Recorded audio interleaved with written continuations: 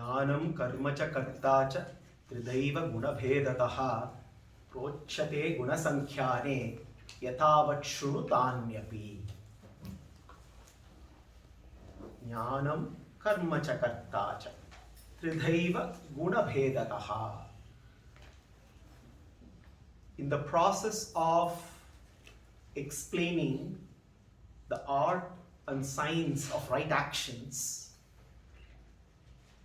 Krishna takes up in detailing, in analyzing the various components that constitute action. He takes up action and then he breaks down the action, any action, into various factors, various components. What is Krishna's objective? Throughout the Gita, Krishna's central objective is to empower Arjuna make the right choice. So, right choice making is the central objective.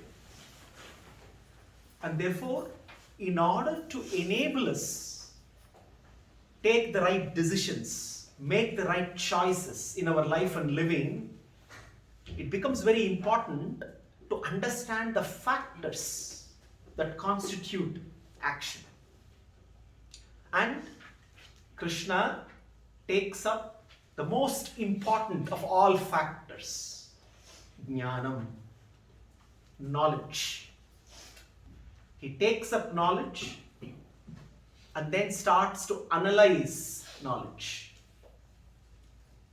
In analyzing jnana, Krishna first takes up knowledge that is associated with the knowledge acquiring senses and proper perception of the sensory information.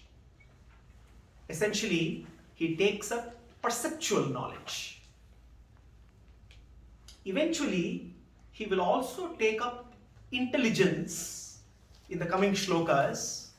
Starting from shloka 30, he will take up intelligence and analyze intelligence as well. But first, he takes up in analyzing jnana, perceptual knowledge.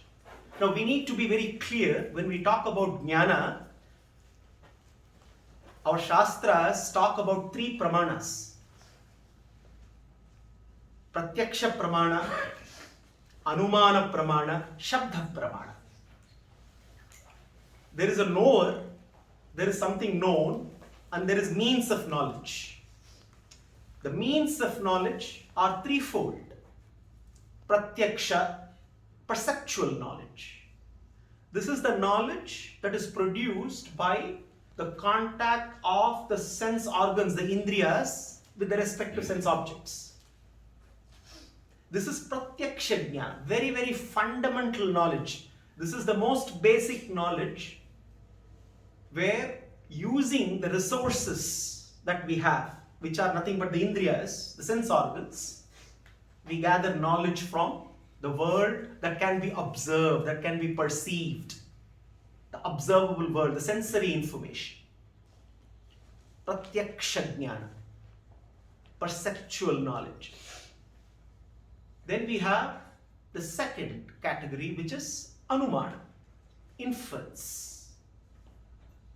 While pratyaksha, for perception, perceptual knowledge, the resources used are the indriyas. There is another resource that we use for inference. To see, we use the resource of eyes. To infer, we use the resource of the eyes of knowledge. Now, this resource does not reject what is perceived, because what we perceive, the world is real. So, it does not reject pratyaksha, what is perceived, but it enables us to infer. What is inference? Inference is knowledge produced through an observable evidence and reasoning. This reasoning is based on intelligence. Simple example is, I see smoke. I infer there should be fire. I only see smoke. Observable evidence, there is data.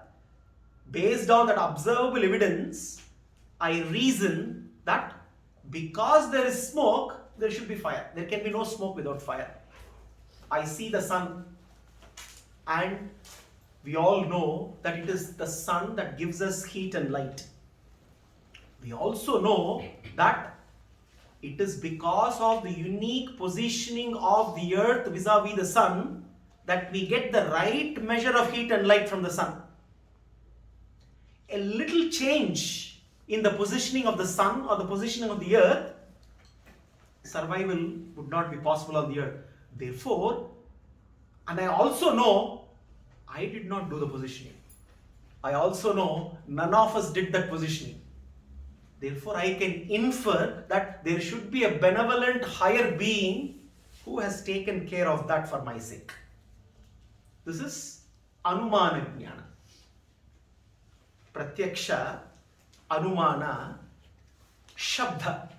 Now, beyond what we can perceive with our indriyas, beyond what we can infer with our intelligence, there is a world which is unknown, which can only be known through Shabda, Shabda Pramana, Shastras.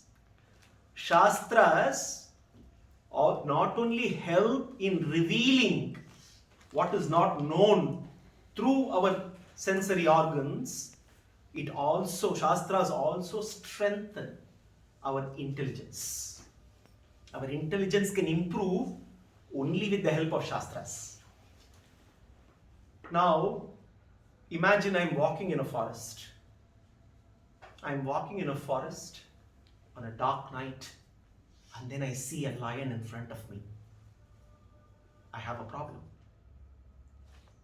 I am in a forest on my own, and I have a lion standing right in front of me.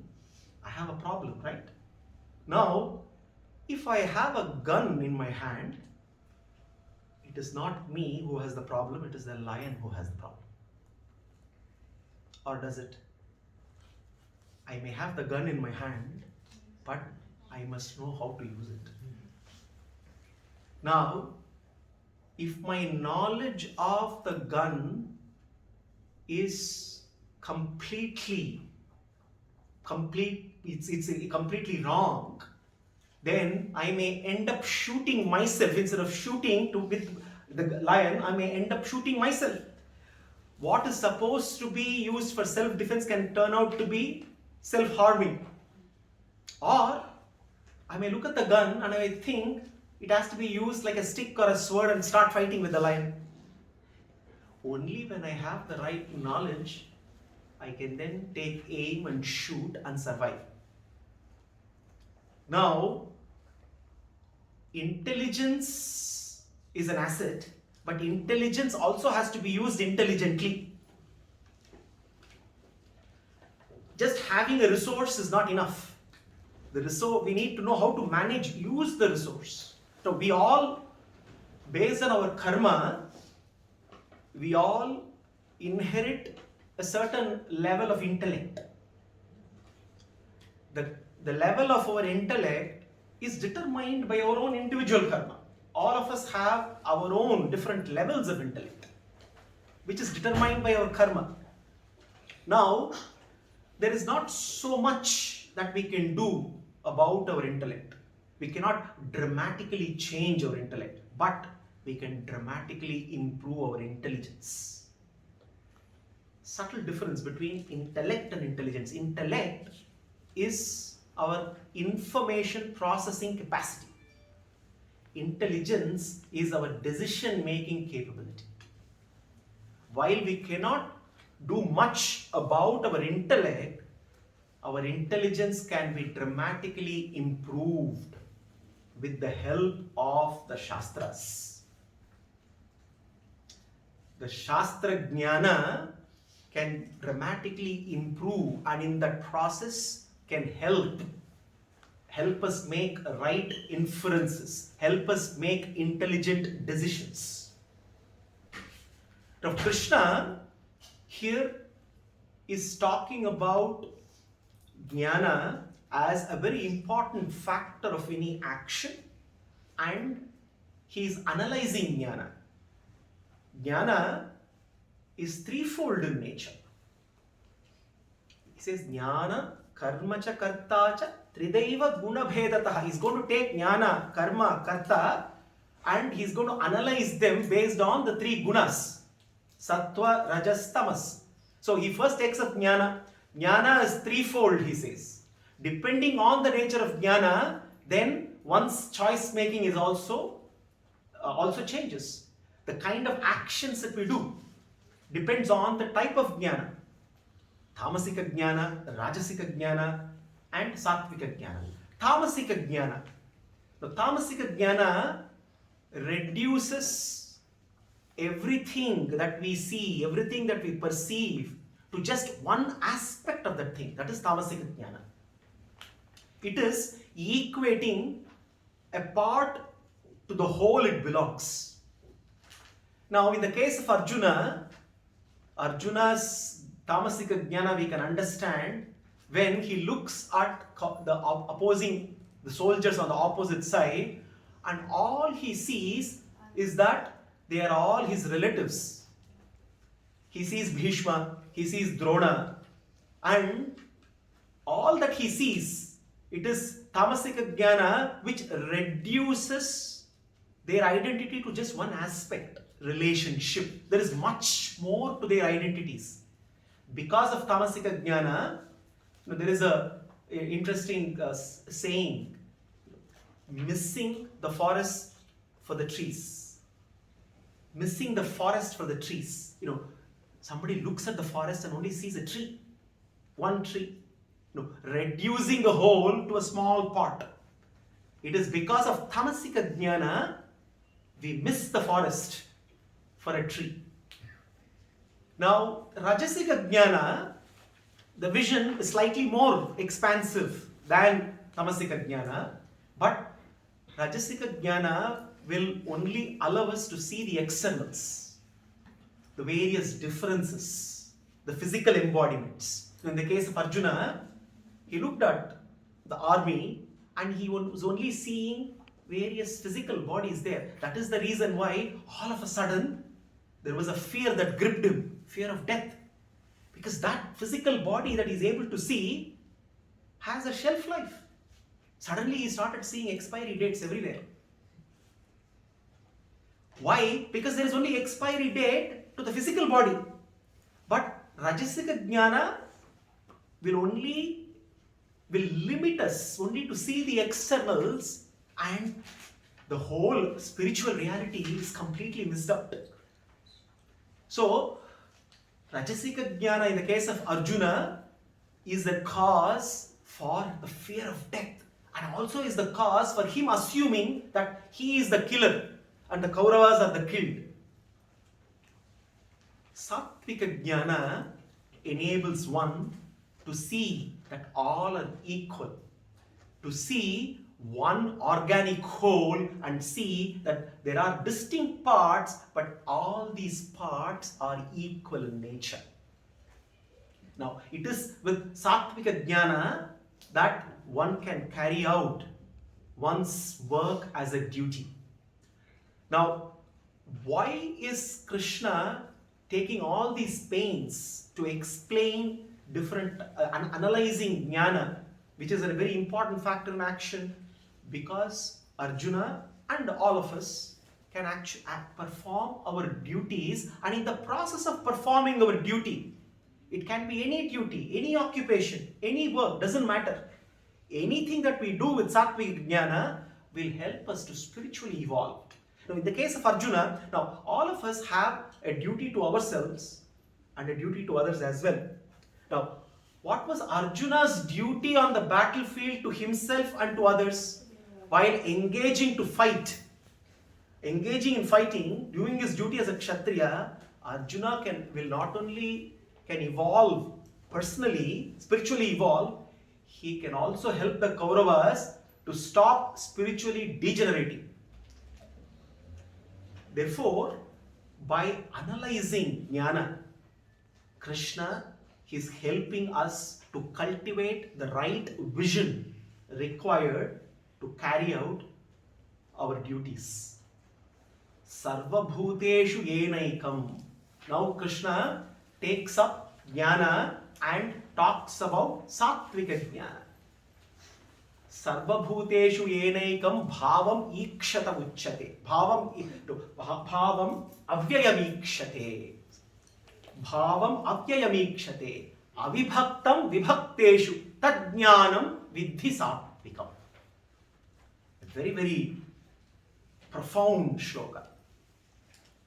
Because whatever we have learned about the nature of the Atman and how we should perceive the Atman is captured here in the shloka.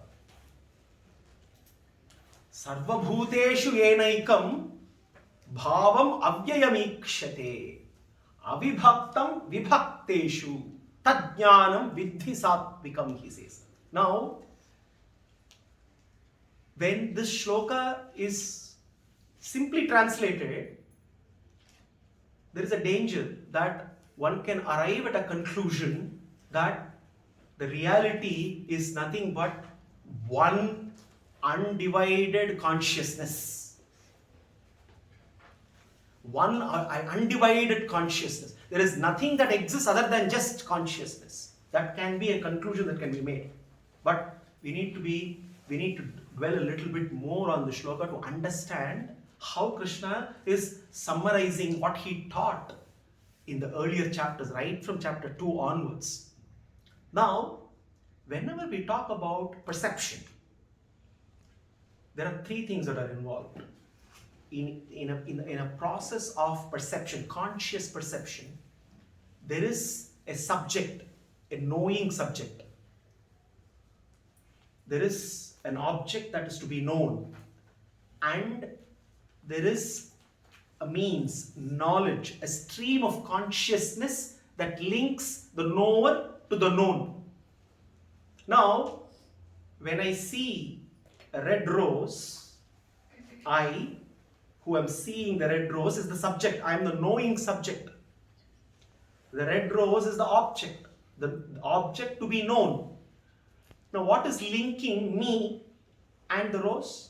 There is a stream of consciousness, the means of knowledge, with which I am able to perceive. I am able to perceive that this is red rose.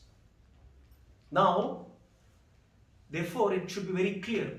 I, the known subject, is real, is distinct and different from the rose, which is distinct and different from me, which is a real object.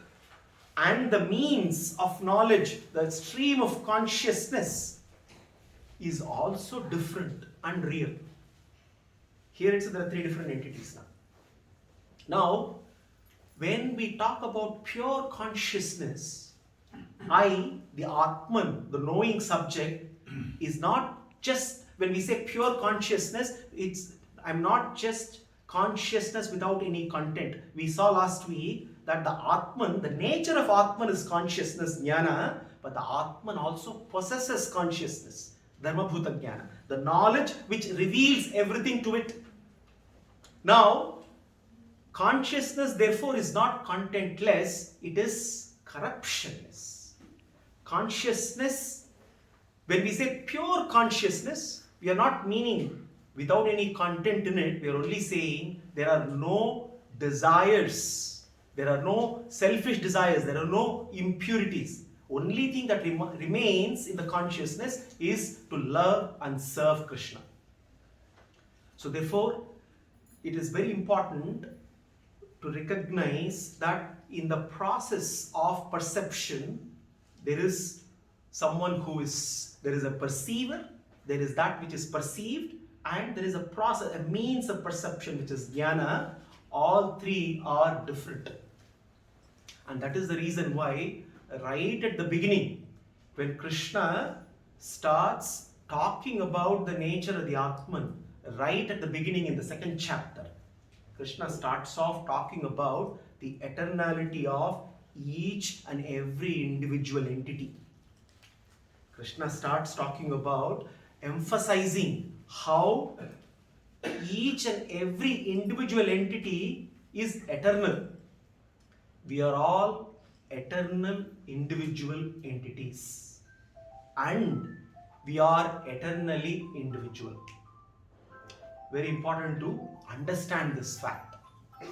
Krishna very clearly, categorically clarifies. There is nothing like, in order to escape the miseries of samsara, one may say, there is a philosophy which says the I has to eventually merge with cosmic consciousness and completely disappear. The Gita does not teach that. Gita is very clear. The idea of I is very much there. To say that I is illusory, the idea to say that I is illusory itself is illusory. That's why Krishna declares right at the beginning, Natvevaham jatunasam natvam neme janadipah nachaiva nabhavishyavaha sarve vayam atah param. Hey Arjuna, Natvevaham jatunasam natvam neme janadipah. There was never a time when I did not exist.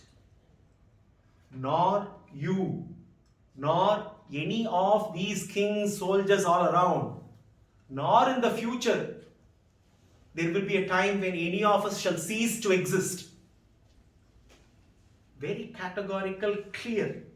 There is no room for confusion whatsoever. Krishna declares, Hey Arjuna, I, Bhagavan, the Paramatma, I eternally exist. You, hey Arjuna, and each and every soldier out here, every jiva is an individual entity, eternally exists. And therefore, this consciousness, there is universal consciousness with the Paramatma, and there is individual consciousness, which is Jivatma. The individual continues to exist. There is never a time when it did not exist, and there will never be a time when it would not exist. And in the light of this knowledge, when we look at what is Sattvika Jnana, Sarva Bhuteshu Enaikam Bhavam Avyayam Ikshate. Krishna is talking about what is that Sattvika Jnana. Avibhaktam Vibhakteshu Tadjnanam Vidhi Sattvikam. Hey Arjuna, what is Sattvika Jnana? Let me explain to you what is that Jnana, what is that knowledge which is Sattvika. Yena, that knowledge, Vibhaktam Sarvabhuteshu. Vibhaktam Sarvabhute. Now, Avibhaktam, Vibhaktam. There are many meanings. Vibhaktam can mean divided. Vibhaktam can mean separate. Vibhaktam can mean different. If Vibhaktam is different, Avibhaktam is non-different. Avibhaktam is same. Vibhaktam is different. Avibhaktam is non-different. Now Krishna says, Yena, that knowledge here, Arjuna, Yena Vibhaktam Sarvabhuteshu. When you look around here, Arjuna, Vibhaktam Sarvabhuteshu, you only see diversity. Every entity that you see is so very different. Each entity has its own form and name. There are only differences that you see. Among all the differences that you see, everywhere you look around in this world, there are only differences. Among all the differences that you see, amongst all the diversity that you perceive, Vibhaktam Sarvabhuteshu Ikshate. If you can see Avibhaktam, if you can see non-difference, when you look at the diversity, when you look at everything that is different, and if you can see amidst all these differences around, if you can see Avibhaktam, you can see non-difference. Ikshate, Bhavam Ikshate. If you can see the nature that is common to everything, and what is that nature? Avyayam, imperishable. If you can see the imperishable nature which is common to everything that you see as perishable, because when you look around, You see this diverse world, and you can also see that everything which is different is all perishable. And that is something we all know. What we see today is not going to be the same tomorrow. It keeps changing. Everything that we see keeps to be constantly changing. Everything seen in a flux. We ourselves keep changing every day. Not every day, every hour, every minute. The cells in the body keep dying and new cells keep taking birth. As I speak, the cells in my body are dying and new cells are being created, which means a minute back, this body was different to what it is today. And we all see changes everywhere. Amidst all the differences, hey Arjuna, that knowledge is sattvika knowledge when one can see. Amidst one can see not the differences, but one can see the non-difference, the sameness of nature. What is that sameness of nature? That there is something which is imperishable. There is something which is avyaya, that does not change. That knowledge is sattvika knowledge, which enables us to perceive the non-difference, the sameness within, the sameness underlying the diversity, the commonality that underlies the diversity. I see that there are different embodiments, different names and forms, but I see that the form and the name are perishable, but there is something which is imperishable within each and every one of us. That is the Ajo Nityaha Shashvatoyam Purano Nahanyate Hanyamane Sharire. That is the Atman. The nature of the Atma in each and every entity is the same here, Arjuna. And only when the Jnana is sattvic, one can perceive. Avibhaktam cha bhuteshu vibhakcha ivata sthitham bhutabhartu cha tajneyam grasishtu prabhavishtu cha. Sounds familiar. We dealt with this in 13th chapter.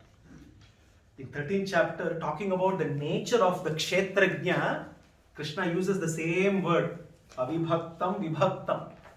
Avibhaktam cha bhuteshu vibhakta ivacha sthitham.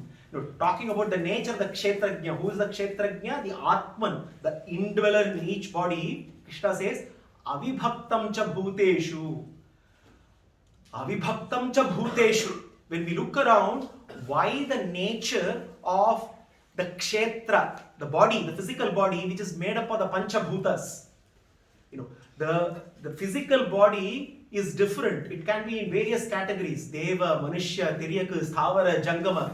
The body of a Deva is different to a body of a Manushya, is different to a body of an animal, is different to a body of a plant.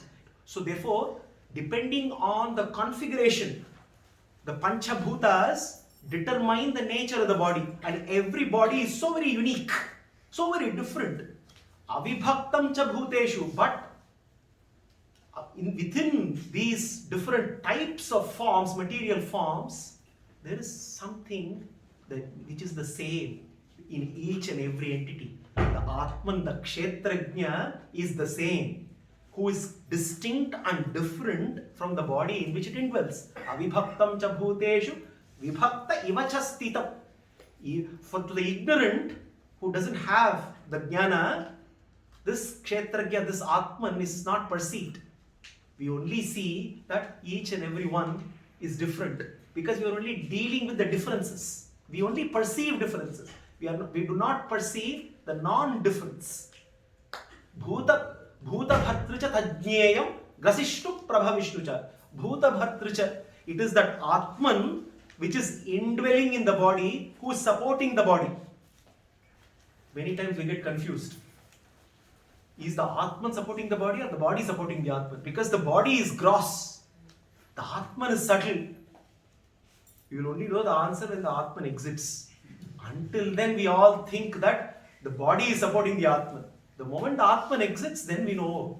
Until now it is the Atman which was supporting. How it is supporting? Grasishnu prabhavishnu cha, Krishna said. Grasishnu. It is the Atman which consumes, he says. Consumes food. Atman consumes food? Who is hungry? Very difficult question to answer. Is the body hungry or the Atman hungry? No, it is the body that has to be hungry. Because to the Atman, the nature of the Atman, by nature the Atman has no hunger. When it is in the body has the hunger. Okay. Who is hungry? The body is hungry. Then who is consuming the food? Is it the body or the Atman? It is the Atman who is consuming the food through the body. Because if there is no Atman, the dead body cannot eat food.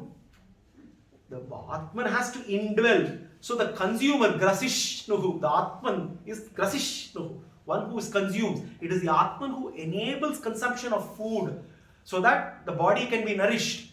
The Atman needs the body so that it is a vehicle.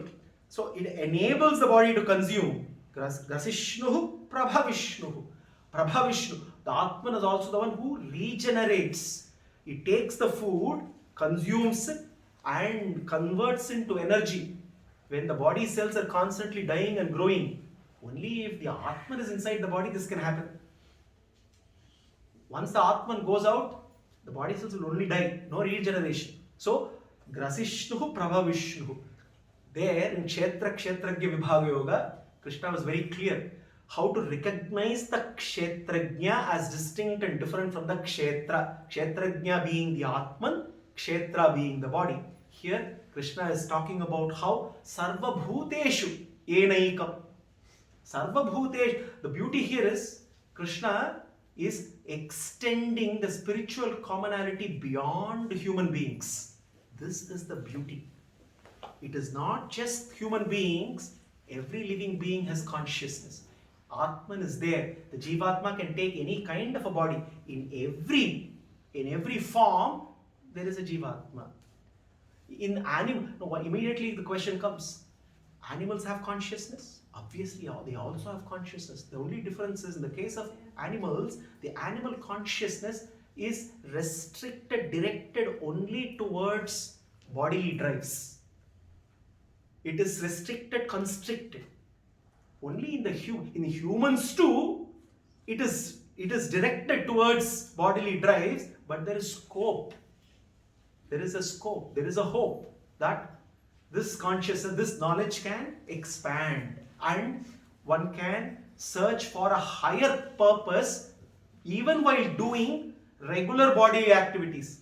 Even while eating, even while sleeping, even while doing any physical activity, one can search, inquire about a greater purpose and discover that there is the Atman is distinct and different from the body. So that's the difference between, so here Krishna, Sarva Bhuteshu Enaikam Bhavam Avyayamikshate Avibhaktam Vibhakteshu Tajnanam Vidhi Satvikam. Hey Arjuna, know that jnana is Satvika jnana, where we realize that the Atman, every Atman is wearing different kinds of dresses.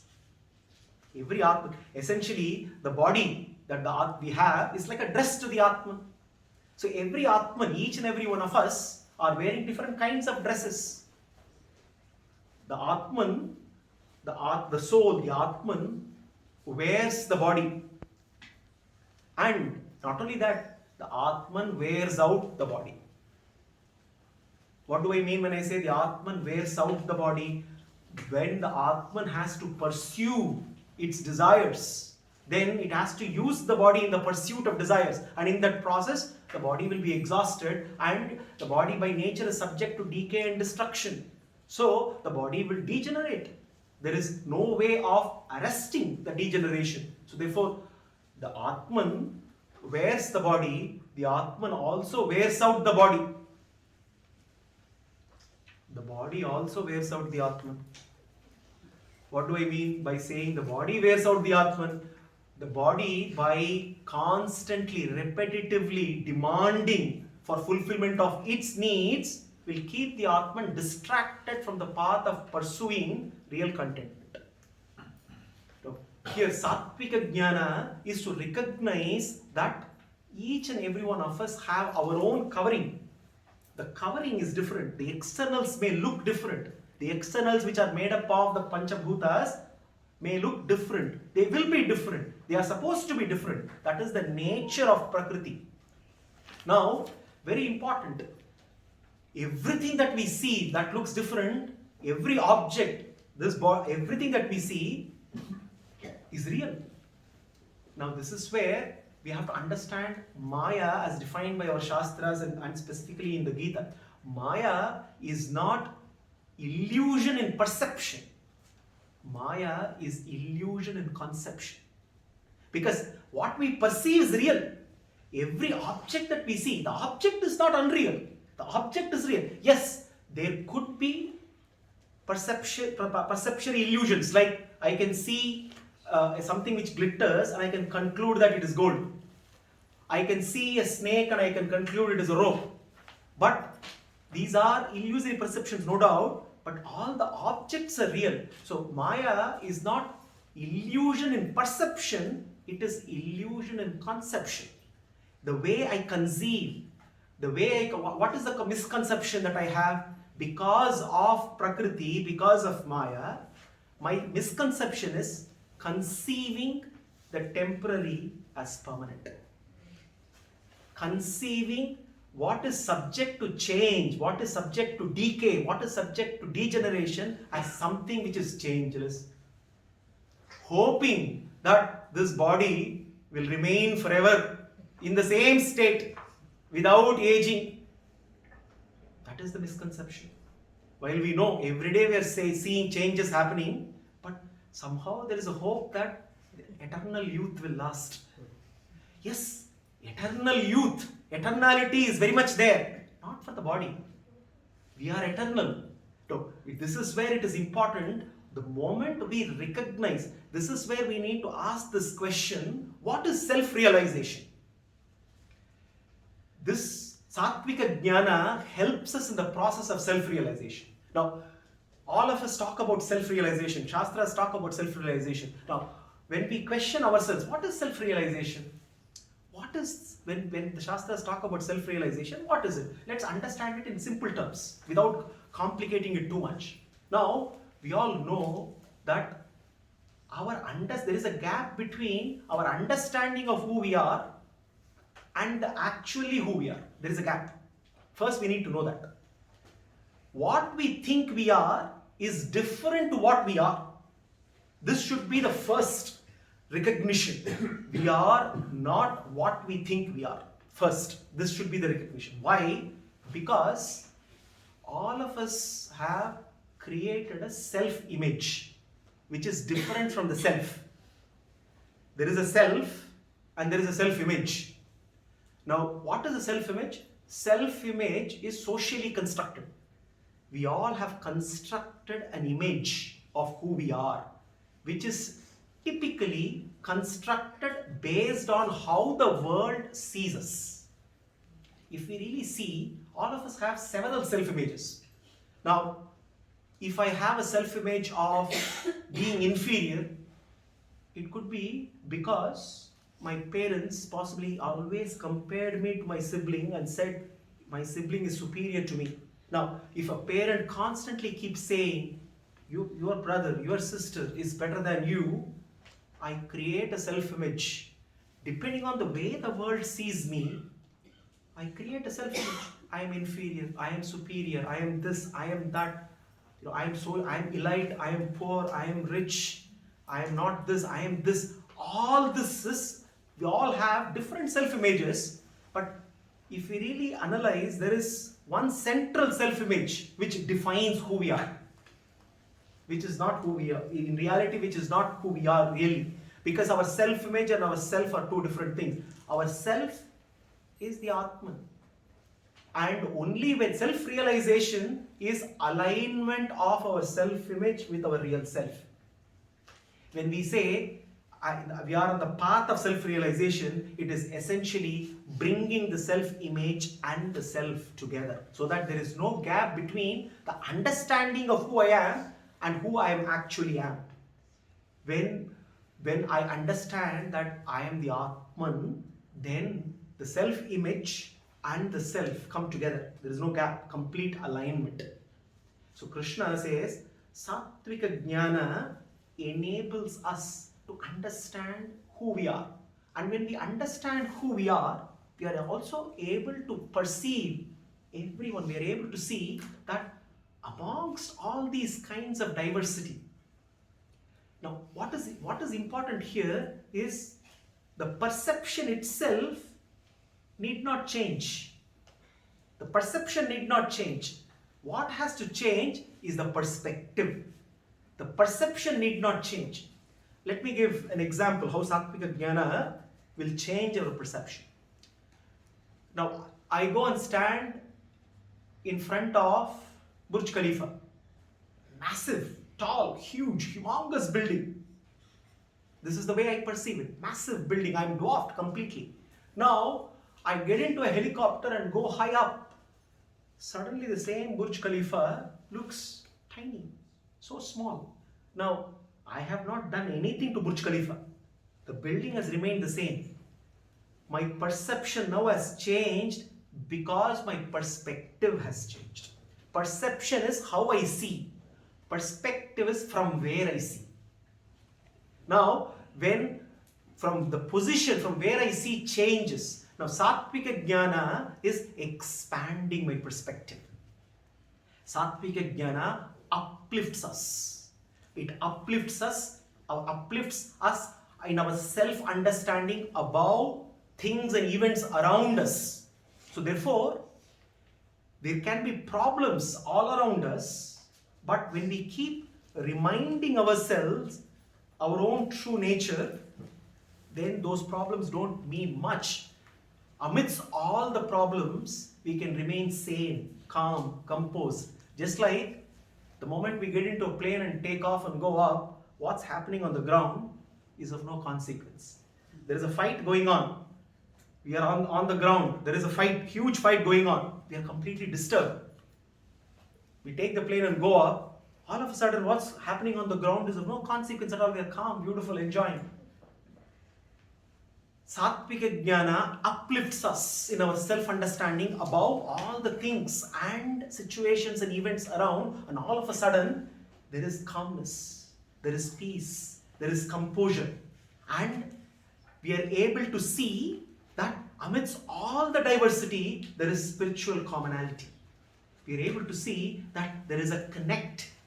Why? Because only then there can be real unity, there can be real equality. Otherwise, talking about equality without this Sattvika Jnana, without understanding the nature of the Atman, is a useless exercise. Because today, in the Western world, equality, while can be talked theoretically, practically, there is no equality. Because each and every one is different. Only when we blind ourselves to the differences, there can be real equality. Now, we cannot easily blind ourselves to the differences. There is a white man, there is a black man, there is a brown man, one is tall, one is short. Everybody's mental makeup is different, each and every one. It's only differences. Now, there cannot be equality, there cannot be unity by blinding ourselves to the differences. We cannot have unity and equality by blinding differences, by diminishing our vision. We can only have true equality when we expand our vision. When we see not the differences, when we see beyond the differences. When we see that the underlying essence, the spiritual essence, and each and every entity is the same, has the same nature. There is a spiritual commonality in each and every one. What is the spiritual commonality? The core, the nature of the Atman in every entity is the same. The core, the substance is the same, and the purpose is also the same. Because why? Each and every one of us, when we look at our purpose, 2 L's and 2 S's. 2 L's, loving and longing. 2 S, survival and security.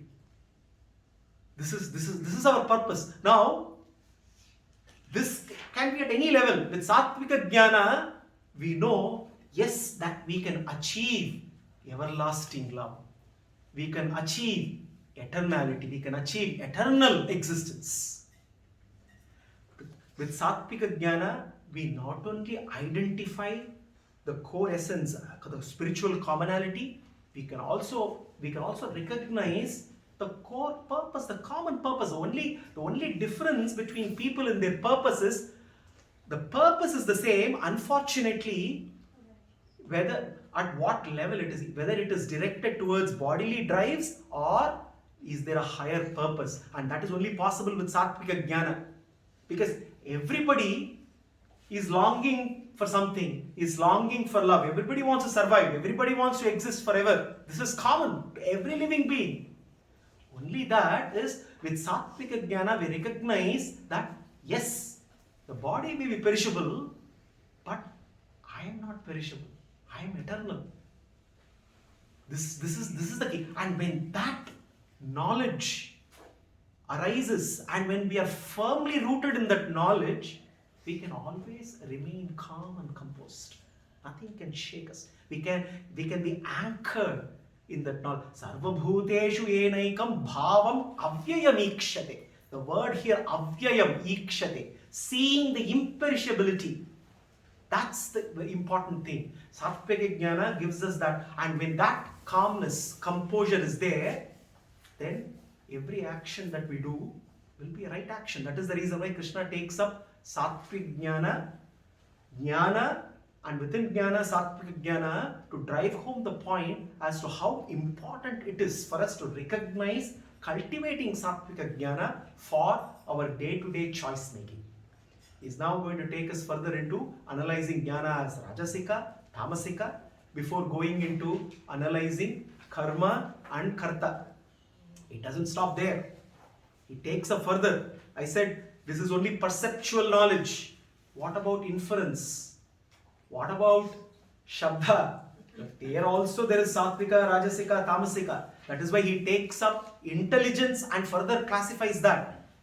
When we go through all of this, we get to see action dissected into multiple parts, and where we can understand how each and every part, when it gets Sattvika in nature, enables us to lead a wholesome life, a successful life. So all the shlokas leading up to where Krishna will talk about eventually on how karma translates into Kainkarya, transforms into Kainkarya, is all about cultivating Sattvika Jnana. This is that segment where Krishna gives very practical tips for us to improve the way we can perform our actions, the way we can perform our duties. So let us continue to contemplate on the necessity for Sattvika Jnana, which helps us to perceive Sarvabhuteshu enaikam bhavam avyayamikshate, to perceive the spiritual commonality amidst all the diversity that we see. Sarvam Sri Krishna Arpanastu.